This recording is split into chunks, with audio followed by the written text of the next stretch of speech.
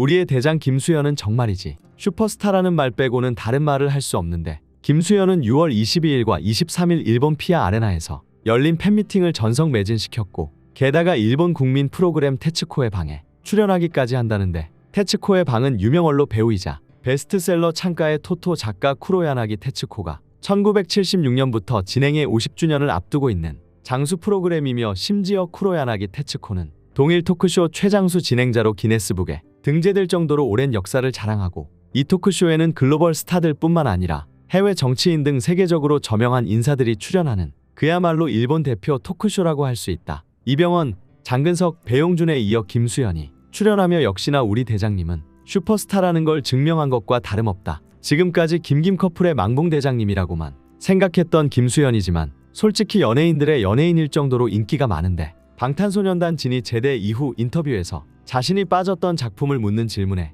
최근 가장 재미있게 본 드라마는 눈물의 여왕이다. 그 중에서도 김수현 선배님이 꽃잎을 들고 좋아한다, 안 한다라고 말하는 장면을 보고 너무 멋있다고 생각했다. 고 말했는데 역시나 우리 김수현은 같은 남자가 봐도 연기부터 모든 게 멋있는 남자라는 게 특히나 매력 포인트인 것 같다. 우리의 김수현의 슈퍼스타 행보는 여기서 끝이 아닌데 김수현은 무려 같은 곳에 세 채의 집을 보유한 사람인데 심지어는 그 집이 다른 곳이 아닌 성수동 갤러리아 포레라는 점이 치이는 부분이다. 펜트하우스 여부, 층수 등에 따라 가격이 크게 갈리긴 하지만 이 단지가 평당 1억가량인 점을 고려하면 김수현이 보유한 세 가구의 가치는 250억 원이 훌쩍 넘어간다는 계산이 나오는데 이게 영앤리치지 김수현 앞에서 감히 누가 영앤리치라는 말을 꺼낼 수 있을지 궁금할 지경인데 사실 이번에 김수현이 추가적으로 갤러리아 폴의 한 채를 구입하면서 총 3채가 된 것인데 이전까지는 2가구를 보유했었기 때문에 김수현이 무슨 심경의 변화가 있어서 매입한 게 아니냐는 얘기가 나오기도 했다.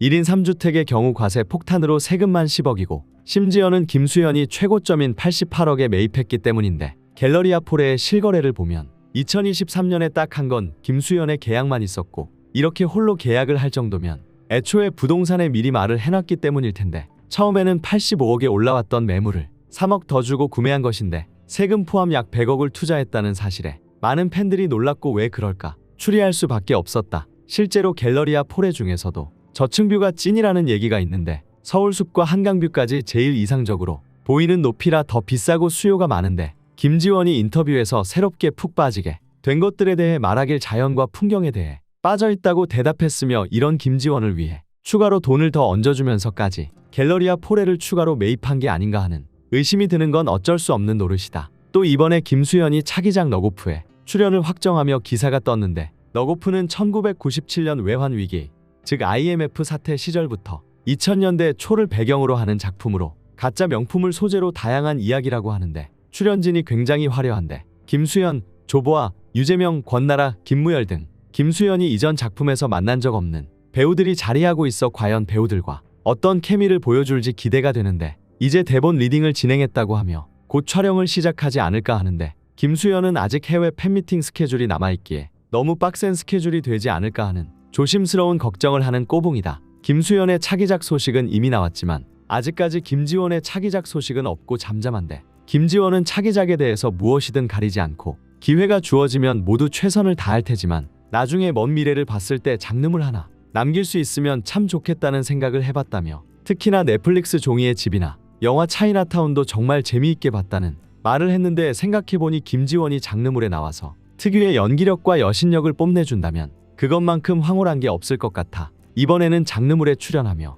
새로운 매력을 뽐내주기를 기대하는 부분이다. 우리의 여신님 김지원은 LG생활건강에 궁중 피부과학 럭셔리 코스메틱 더후에 글로벌 앰버서더로 발탁되며 역시나 글로벌하게 노는 모습을 보여줬고 인터뷰에서도 나이를 먹어가면서 기존의 가치관에서 벗어난 새로운 가치관이 세워지며 변화하는 걸 느낀다. 그런 경험을 반복하며 이것만큼은 꼭 지킬 거야 가 아니라 매일 새로운 것들을 배워가는 자세를 배우게 됐다. 드라마 눈물의 여왕의 홍혜인을 연기하면서 매사 솔직하고 용감한 태도를 배웠다 라며 눈물의 여왕을 연기한 뒤에 어떤 것을 느꼈는지 언급한 적이 있는데 김지원은 사랑에 대해 얘기하기도 했으며 혜인의 대사 중에 이런 말이 있다. 내가 생각하는 사랑은 엄청난 무언가를 해주는 게 아니라 무슨 일이 있어도 옆에 있어주는 거다. 전 그 말이 좋았던 것 같다. 좋을 때나 반대로 지치고 바닥을 치는 힘든 순간에도 곁에서 힘이 돼줄 수 있는 것이 사랑이 아닐까 싶다 라며 사랑에 대해 어떻게 생각하는지 얘기했는데 이런 김지원이라면 앞으로 김수현과 어떤 고난이 있더라도 꿋꿋하게 사랑을 이어나가지 않을까 싶은데, 그러다 보니 이번에 열애설이 떴을 때도 오히려 김수현보다 더 아무렇지 않은 척 굳건하게 자리를 지켰을지도 모른다. 이처럼 각자의 자리에서 열심히 살아가는 우리의 김김 커플이 너무나 멋있고 앞으로도 더 잘 나가는 김수현, 김지원이 되었으면 좋겠다. 김김 커플 흥해라.